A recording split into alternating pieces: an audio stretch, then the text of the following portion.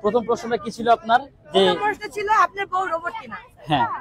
দ্বিতীয় প্রশ্ন ছিল আপনি যে এত কেক কিভাবে তৈরি করেন একদিন। হ্যাঁ। আর এত স্বাদ কেন, মানে এত মজা কেন?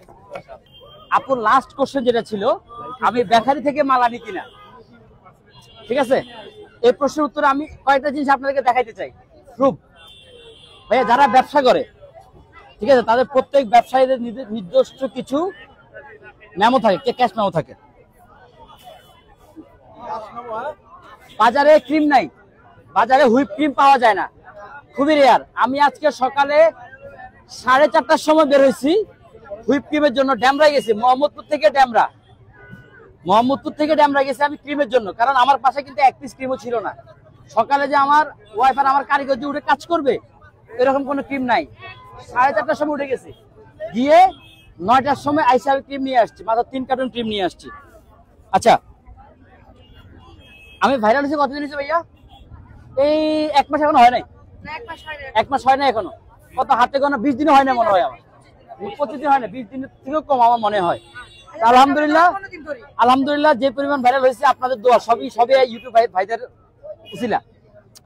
সো এটা হচ্ছে, এই মেমোটা হচ্ছে কি খালেক স্টোর।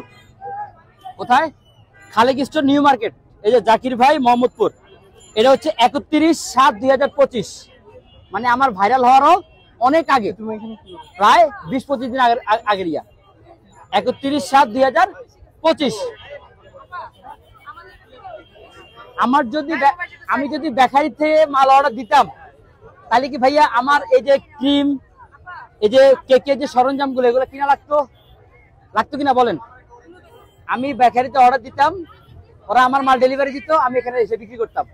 এখন কারো যদি সন্দেহ হয়, আমার ওয়াইফ, আমি প্রথমে বলছি 3000 টাকা পুঁজি নিয়ে কিন্তু ব্যবসা শুরু করছে আপু। 3000 টাকা এই প্রথম পুঁজির জিনিস সরঞ্জাম এই দোকান থেকে কেনা হয়েছে, খালেক স্টোর থেকে। এই দোকান থেকে, হ্যাঁ, এই থেকে গত 1.5 বছর থেকে আমি জিনিস কিনতেছি। নিউ মার্কেটের সবচেয়ে বেকিং সেক্টরের সবচেয়ে বড় দোকান হচ্ছে ওদের, খালেক স্টোর। আপনারা চাইলে দিয়ে খবর নিতে পারেন। আমার বাসায় যতগুলো জিনিস আছে, বিটার থেকে শুরু করে ওই যে পাশে আছে ওভেন, যত কিছু আমি কিনছি সবকিছু ওদের কাছ থেকে কিনছি ভাইয়া। বাইরে কোথা থেকে আমি কোনো জিনিস কিনি নাই।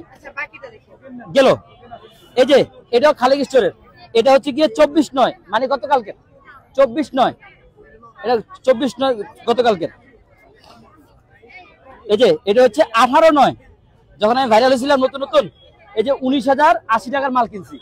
তখন আমার হিউজ কাস্টমারের চাপ ছিল ভাইয়া, সামলাতে পারতেছিলাম না, অতিরিক্ত মাল লাগছে, এই কারণে অনেক মাল কিনছি তখন। এই যে দেখেন, এই যে হিউজ 19,080 টাকার মাল কিনছি ওদের কাছ থেকে। আমার বাসা হচ্ছে মোহাম্মদপুর, মাঝে মধ্যে টাউন হলে একটা ভাই আছে, ওনাদের কাছ থেকে আমি কিছু মাল কিনি। এই যে মিম জেনারেল স্টোর, আপনারা চাইলে ওনাদের কাছ থেকে খবর নিতে পারেন। আমার বক্স নিয়ে প্রশ্ন উঠছে যে বেকারি বক্স, এই যে শাহিদ বক্স, গত 1.5 বছর থেকে আমি ওনাদের কাছ থেকে বক্স নেই।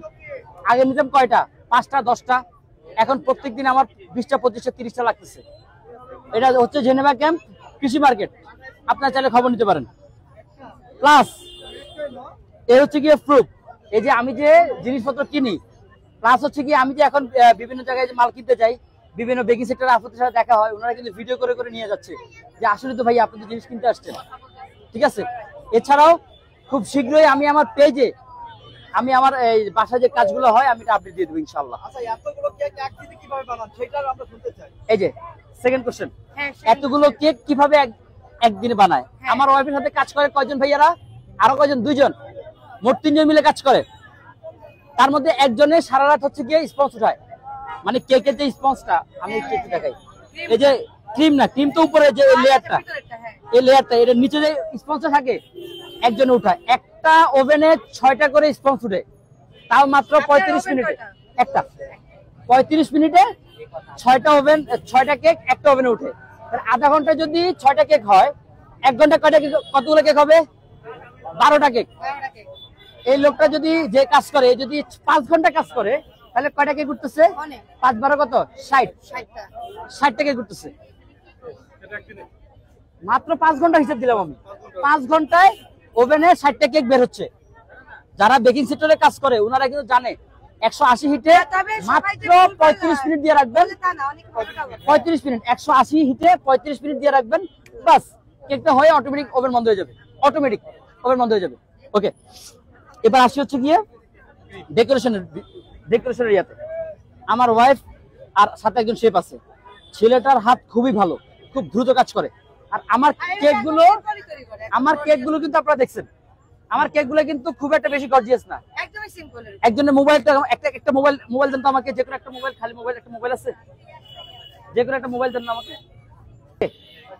আমাকে একজনে একটা কেক অর্ডার দিল, ভাইয়া আমার বাবুর জন্মদিন, আমার এইরকম সেম একটা কেক দিবেন, লিখে দিবেন। তখন কি হয়, আমার শেফ যখন দেখে একটু একটু দেখে দেখে বানায়, সময় লাগে, কিন্তু আমার এগুলো এমন একটা কেক, আমার এগুলো ডেকোরেশন সবগুলো সমান, সবগুলো একই রকম, একই জিনিস, প্রত্যেকদিন একই ডেকোরেশন, একই কাজ, কয়েক সেকেন্ডই হয়ে যায় একটা কেক।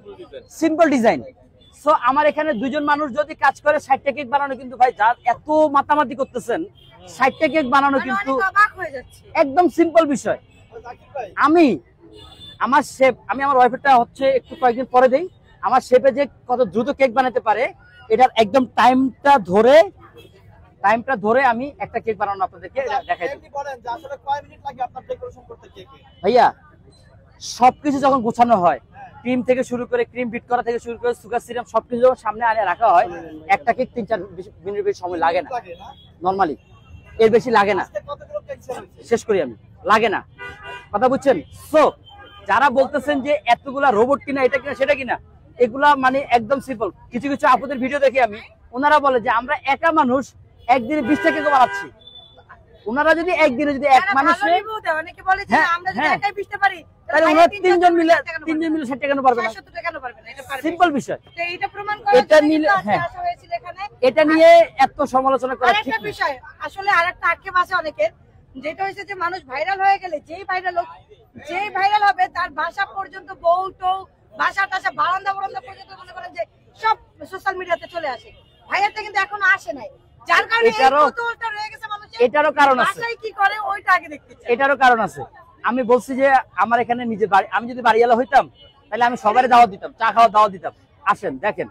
আমি ভাড়া থাকি, সম্ভব এখানে আরো 7-8টা ফ্যামিলি থাকে, আমি 10 জনকে আসতে বলবো, সাথে আরো কয়েকজন আসবে, আপনাদের দেখে দেখে প্রত্যেকদিন ভিড় লাগাবে। পরের দিন বাড়ি এলাম, আমার একটা নোটিশ দিয়ে বলবো যে বাবা আমার এখানে আরো ফ্যামিলি থাকে, হ্যাঁ, শুধু আসলে। তোমরা না। সো আমার বাসা আরে তোমরা আর ছেড়ে দাও। এই কাজ